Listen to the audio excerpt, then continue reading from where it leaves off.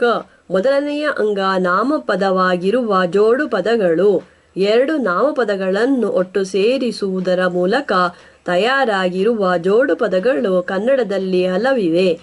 ಇವುಗಳಲ್ಲಿ ಹೆಚ್ಚಿನವು ಅ ಎಂಬ ಸಂಬಂಧಕ ಪ್ರತ್ಯಯದ ಮೂಲಕ ಎರಡು ನಾಮಪದಗಳನ್ನು ಒಟ್ಟು ಸೇರಿಸುವುದರ ಮೂಲಕ ತಯಾರಾದವುಗಳು. ಉದಾಹರಣೆಗೆ ಒಳನುಡಿ ಜೋಡು ಪದ: ಬಯಲಿನ ಆಟ ಬಯಲಾಟ, ಬೆಂಕಿಯ ಪೆಟ್ಟಿಗೆ ಬೆಂಕಿ ಪೆಟ್ಟಿಗೆ, ನೆಲದ ಕಡಲೆ ನೆಲಕಡಲೆ, ಕಾಲಿನ ಮಣೆ ಕಾಲ್ಮಣೆ, ಕೈಯ ಮಗ್ಗ ಕೈಮಗ್ಗ. ಈ ರೀತಿ ಸಂಬಂಧಕ ಪ್ರತ್ಯಯದ ಮೂಲಕ ತಯಾರಾಗಿರುವ ಜೋಡು ಪದಗಳ ನಡುವೆಯೂ ಹಲಕೆಲವು ವ್ಯತ್ಯಾಸಗಳಿವೆ. ಈ ವ್ಯತ್ಯಾಸಗಳನ್ನು ತೋರಿಸಿಕೊಡಲು ಇವಕ್ಕೆ ಸಂಬಂಧಕ ಪ್ರತ್ಯಯದ ಮೂಲಕ ಒಳನುಡಿಗಳನ್ನು ಹೇಳುವ ಬದಲು ಬೇರೆ ಬೇರೆ ವಿಭಕ್ತಿ ಪ್ರತ್ಯಯಗಳನ್ನು ಬಳಸಿ ಒಳನುಡಿಗಳನ್ನು ಹೇಳಬೇಕಾಗುತ್ತದೆ. ಮತ್ತು ಇದಕ್ಕಾಗಿ ಈ ಒಳನುಡಿಗಳಲ್ಲಿ ಜೋಡು ಪದಗಳಲ್ಲಿ ಕಾಣಿಸದಿರುವಂತಹ ಬೇರೆ ಬೇರೆ ಕ್ರಿಯಾಪದಗಳನ್ನು ಬಳಸಿಕೊಳ್ಳಬೇಕಾಗುತ್ತದೆ. ಸಾಮಾನ್ಯವಾಗಿ ಎರಡು ನಾಮಪದಗಳ ನಡುವಿರುವ ಸಂಬಂಧವನ್ನು ಜಾಸ್ತಿ ವಿವರಗಳನ್ನು ಕೊಡದೆ ಚುಟುಕಾಗಿ ಸೂಚಿಸಲು ಸಂಬಂಧಕ ಪ್ರತ್ಯಯವನ್ನು ಬಳಸುತ್ತೇವೆ. ಈ ಪ್ರತ್ಯಯ ಎರಡು ನಾಮಪದಗಳನ್ನು ನೇರವಾಗಿ ಸಂಬಂಧಿಸುತ್ತದೆ. ವಿಭಕ್ತಿ ಪ್ರತ್ಯಯಗಳು ಈ ರೀತಿ ಎರಡು ನಾಮಪದಗಳನ್ನು ನೇರವಾಗಿ ಸಂಬಂಧಿಸುವುದಿಲ್ಲ. ಇದಕ್ಕೆ ಬದಲು ಅವು ಯಾವುದಾದರೊಂದು ಕ್ರಿಯಾಪದವು ಸೂಚಿಸುವ ಘಟನೆಯಲ್ಲಿ ನಾಮಪದಗಳು ಹೆಸರಿಸುವ ವ್ಯಕ್ತಿ ವಸ್ತು ಮೊದಲಾದವುಗಳು ಯಾವ ರೀತಿಯಲ್ಲಿ ನಿರತವಾಗಿವೆ ಎಂಬುದನ್ನು ತಿಳಿಸುವುದರ ಮೂಲಕ ಅಂತಹ ನಾಮಪದಗಳನ್ನು ಸಂಬಂಧಿಸುತ್ತವೆ. ಉದಾಹರಣೆಗಾಗಿ ಕಣ್ಣಿನ ನೀರು ಎಂಬುದರಲ್ಲಿ ಕಣ್ಣು ಎಂಬ ಪದದೊಂದಿಗೆ ಬಂದಿರುವ ಸಂಬಂಧಕ ಪ್ರತ್ಯಯ ಕಣ್ಣಿಗೂ ಮತ್ತು ನೀರಿಗೂ ನಡುವಿರುವ ಸಂಬಂಧವನ್ನು ನೇರವಾಗಿ ಸೂಚಿಸುತ್ತದೆ. ಇದಕ್ಕೆ ಬದಲು ಕಣ್ಣಿನಲ್ಲಿ ಬರುವ ನೀರು ಎಂಬುದರಲ್ಲಿ ಅದೇ ಕಣ್ಣು ಎಂಬ ಪದದೊಂದಿಗೆ ಬಂದಿರುವ ಅಲ್ಲಿ ಎಂಬ ವಿಭಕ್ತಿ ಪ್ರತ್ಯಯ ಬರು ಎಂಬ ಕ್ರಿಯಾಪದವು ಸೂಚಿಸುವ ಘಟನೆಯಲ್ಲಿ ಕಣ್ಣು ಮತ್ತು ನೀರು ಎಂಬವುಗಳು ಯಾವ ರೀತಿಯಲ್ಲಿ ನಿರತವಾಗಿವೆ, ಕಣ್ಣು ಆಕಾರವಾಗಿ ಮತ್ತು ನೀರು ಅಂತಹ ಆಕಾರದಲ್ಲಿ ಕಾಣಿಸುವ ವಸ್ತುವಾಗಿ ಎಂಬುದನ್ನು ತಿಳಿಸುವುದರ ಮೂಲಕ ಸಂಬಂಧಿಸುತ್ತದೆ.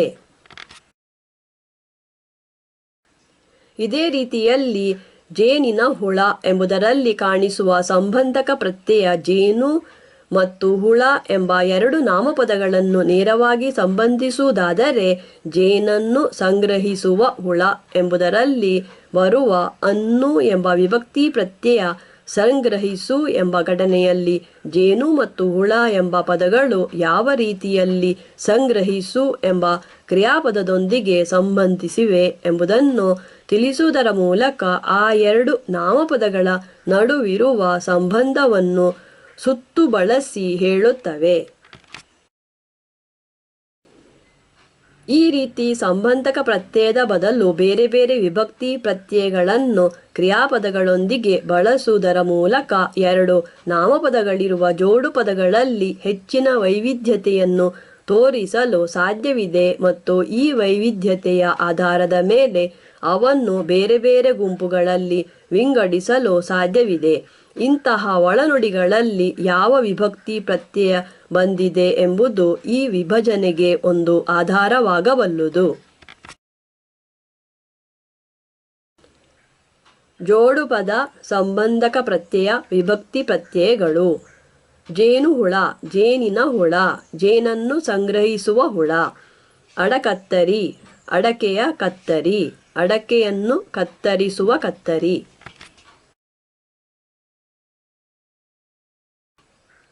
ಬೆಂಕಿ ಪೆಟ್ಟಿಗೆ, ಬೆಂಕಿಯ ಪೆಟ್ಟಿಗೆ, ಬೆಂಕಿಯನ್ನು ಮಾಡಲು ಬಳಸುವ ಪೆಟ್ಟಿಗೆ.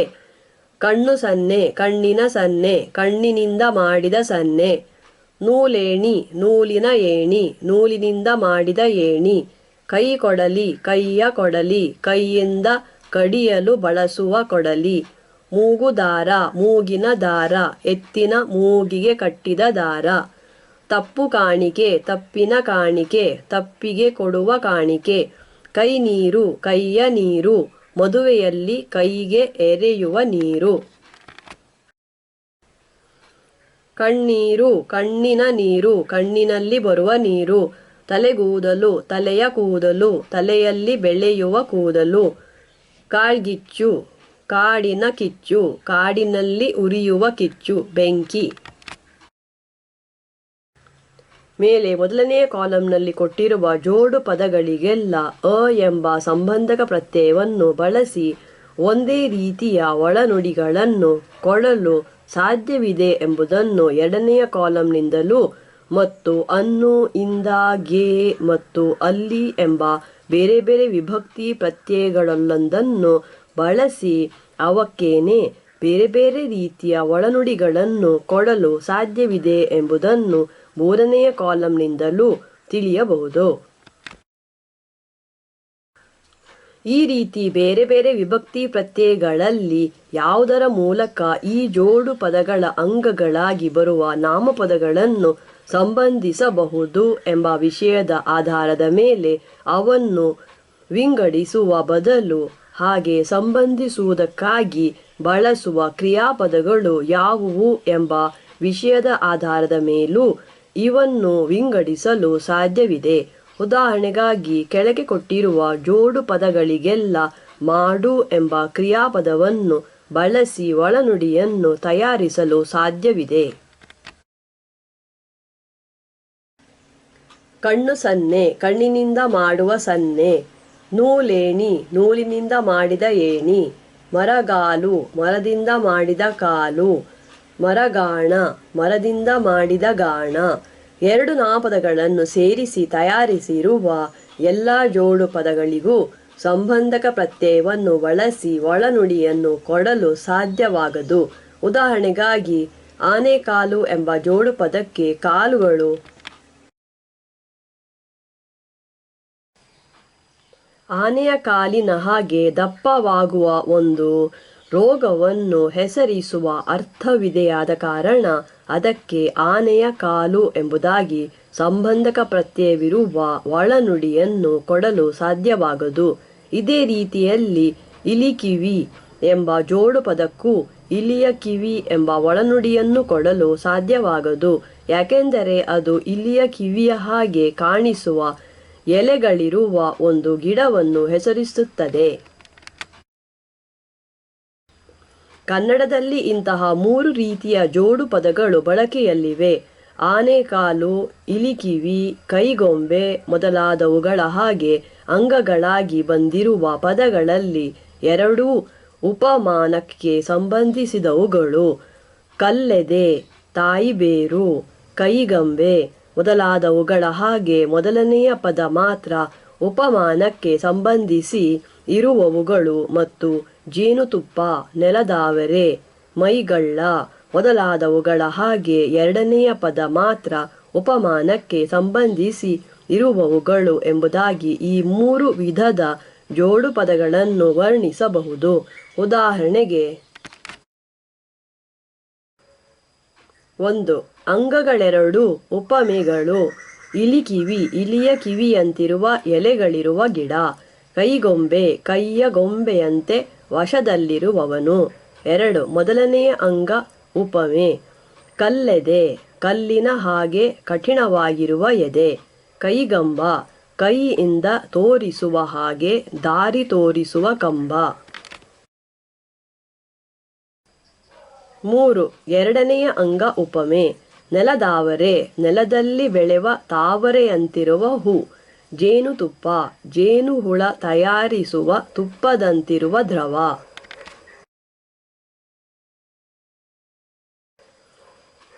ಖ. ಮೊದಲನೆಯ ಅಂಗ ಕ್ರಿಯಾಪದವಾಗಿರುವ ಜೋಡು ಪದಗಳು. ಮೊದಲನೆಯ ಅಂಗ ಕ್ರಿಯಾಪದವಾಗಿಯೂ ಮತ್ತು ಎರಡನೆಯ ಅಂಗ ನಾಮಪದವಾಗಿಯೂ ಇರುವ ಜೋಡು ಪದಗಳು ಕನ್ನಡದಲ್ಲಿ ಕೆಲವಿವೆ. ಇವುಗಳಲ್ಲಿ ಬರುವ ಕ್ರಿಯಾಪದವು ಒಂದು ಘಟನೆಯನ್ನು ತಿಳಿಸುತ್ತಿದ್ದು ಜೋಡು ಪದವನ್ನು ತಯಾರಿಸುವ ಸಮಯದಲ್ಲಿ ಆ ಘಟನೆಯನ್ನು ಜೋಡು ಪದವು ಹೆಸರಿಸಬೇಕಾಗಿರುವ ವ್ಯಕ್ತಿ ಇಲ್ಲವೇ ವಸ್ತುವಿನ ಗುಣಧರ್ಮವನ್ನಾಗಿ ಆರಿಸಲಾಗಿತ್ತೆಂದು ನಾವು ಊಹಿಸಬಹುದು. ಉದಾಹರಣೆಗೆ, ಸುಳಿಗಾಳಿ, ಸುಳಿಯುವ ಗಾಳಿ. ಸುರಿಮಳೆ, ಸುರಿಯುವ ಮಳೆ. ಸಿಡಿಮದ್ದು, ಸಿಡಿಯುವ ಮದ್ದು. ಬೀಸುಗಲ್ಲು, ಧಾನ್ಯವನ್ನು ಬೀಸುವ ಕಲ್ಲು. ನಿಲುಗಡೆ, ವಾಹನವನ್ನು ನಿಲ್ಲಿಸುವ ಕಡೆ, ಜಾಗ. ಜಾರುಬಂಡಿ, ಮಕ್ಕಳು ಜಾರುವ ಆಟವಾಡುವ ಬಂಡಿ. ಚುಚ್ಚುಮದ್ದು, ಚುಚ್ಚಿಕೊಡುವ ಮದ್ದು. ಊರುಗೋಲು, ಊರಲು ಬಳಸುವ ಕೋಲು. ತೋರುಬೆರಳು, ಯಾವುದನ್ನಾದರೂ ತೋರಿಸಲು ಬಳಸುವ ಬೆರಳು. ಅಂತಹ ಜೋಡು ಪದಗಳಲ್ಲಿ ಮೊದಲನೆಯ ಅಂಗವಾಗಿ ಬರುವ ಕ್ರಿಯಾಪದಕ್ಕೂ ಮತ್ತು ಎರಡನೆಯ ಅಂಗವಾಗಿ ಬರುವ ನಾಮಪದಕ್ಕೂ ನಡುವೆ ಬೇರೆ ಬೇರೆ ರೀತಿಯ ಸಂಬಂಧಗಳಿರಲು ಸಾಧ್ಯವಿದೆ. ಉದಾಹರಣೆಗಾಗಿ, ಸುಳಿಗಾಳಿ, ಸಿಡಿಮದ್ದು ಮೊದಲಾದವುಗಳಲ್ಲಿ ಕ್ರಿಯಾಪದವು ಸೂಚಿಸುವ ಘಟನೆಯಲ್ಲಿ ನಾಮಪದವು ಗುರುತಿಸುವ ವಸ್ತು ತೊಡಗಿಕೊಂಡಿರುವುದನ್ನು ಮತ್ತು ತೂಗುದೀಪ, ಚುಚ್ಚುಮದ್ದು ಮೊದಲಾದವುಗಳಲ್ಲಿ ಬೇರಾರಾದರೂ ಅವನ್ನು ಆ ರೀತಿ ತೊಡಗಿಸಿರುವುದನ್ನು ಕಾಣಬಹುದು. ನಾಮಪದವು ಗುರುತಿಸುವ ವಸ್ತು ಕ್ರಿಯಾಪದವು ಸೂಚಿಸುವ ಘಟನೆಗೆ ಬೀಸುಗಲ್ಲು, ಕಡೆಗೋಲು ಮೊದಲಾದವುಗಳಲ್ಲಿ ಕರ್ಣವಾಗಿದೆಯಾದರೆ, ಸುಡುಗಾಡು, ಜಾರುಬಂಡಿ ಮೊದಲಾದವುಗಳಲ್ಲಿ ಆಕರವಾಗಿದೆ. ಜೋಡು ಪದಗಳ ನಡುವೆ ಕಾಣಿಸುವ ಈ ವ್ಯತ್ಯಾಸದ ಆಧಾರದ ಮೇಲೂ ಅವನ್ನು ಬೇರೆ ಬೇರೆ ಗುಂಪುಗಳಲ್ಲಿ ಹಂಚಿ ಹೇಳಲು ಸಾಧ್ಯವಿದೆ. ಜೋಡು ಪದದ ಒಳರಚನೆಯಲ್ಲಿ ಕಾಣಿಸುವ ಘಟನೆ ಹಲವು ಸಂದರ್ಭಗಳಲ್ಲಿ ನಡೆಯುವಂತಹದಾಗಿರಬಹುದು, ಇಲ್ಲವೇ ಒಂದು ಬಾರಿ ಮಾತ್ರವೇ ನಡೆದುದಾಗಿರಬಹುದು.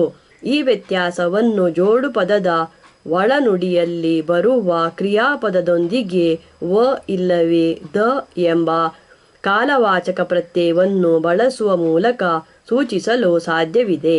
ಉದಾಹರಣೆಗಾಗಿ, ಕೆಳಗೆ 3ಕ ಕೊಟ್ಟಿರುವ ಜೋಡು ಪದಗಳ ಒಳರಚನೆಯಲ್ಲಿ ಹಲವು ಸಂದರ್ಭಗಳಲ್ಲಿ ನಡೆಯುವ ಘಟನೆಯು ಮತ್ತು 3ಖ ಕೊಟ್ಟಿರುವ ಜೋಡು ಪದಗಳ ಒಳರಚನೆಯಲ್ಲಿ ಒಂದು ಬಾರಿಗೆ ಮಾತ್ರವೇ ನಡೆಯುವ ಘಟನೆಯು ಬಂದಿರುವುದನ್ನು ಕಾಣಬಹುದು. 3ಕ, ಜಾರುಬಂಡಿ, ಮಕ್ಕಳು ಜಾರುವ ಬಂಡಿ. ನಿಲುಗಡೆ, ವಾಹನವನ್ನು ನಿಲ್ಲಿಸುವ ಜಾಗ. ಸಿಡಿಮದ್ದು, ಸಿಡಿಯುವ ಮದ್ದು. ಊರುಗೋಲು, ಊರಲು ಬಳಸುವ ಕೋಲು. 3ಖ, ಬಿಡುಮುಡಿ, ಬಿಟ್ಟ ಕೆದರಿದ ಮುಡಿ, ಕೂದಲು. ಕಡಿಯಕ್ಕಿ, ಕಡಿದ ತುಂಡಾದ ಅಕ್ಕಿ. ಹುಟ್ಟುಹಬ್ಬ, ಹುಟ್ಟಿದ ದಿನದ ಹಬ್ಬ. ಬಿಚ್ಚುಗತ್ತಿ, ಬಿಚ್ಚಿದ ಕತ್ತಿ. ಜೋಡು ಪದದ ಒಳರಚನೆಯಲ್ಲಿ ಕಾಣಿಸುವ ಕ್ರಿಯಾಪದವು ನಿಜವಾಗಿಯೂ ನಡೆದಿರುವ ಘಟನೆಯೊಂದನ್ನು ಸೂಚಿಸುವ ಬದಲು ಉಪಮೆಯಾಗಿರಲು ಸಾಧ್ಯವೆಂಬುದನ್ನು ಹಾಸುಗಲ್ಲು, ಹಾಸಿದ ಹಾಗೆ ಕಾಣಿಸುವ ಕಲ್ಲು ಎಂಬುದರಲ್ಲಿ ನೋಡಬಹುದು. ಮೊದಲನೆಯ ಅಂಗವು ಕ್ರಿಯಾಪದವೇ ಅಥವಾ ನಾಮಪದವೇ ಎಂಬ ವಿಷಯದಲ್ಲಿ ಸಂದೇಹವೇಳುವಂತಹ ಜೋಡು ಪದಗಳು ಕೆಲವಿವೆ.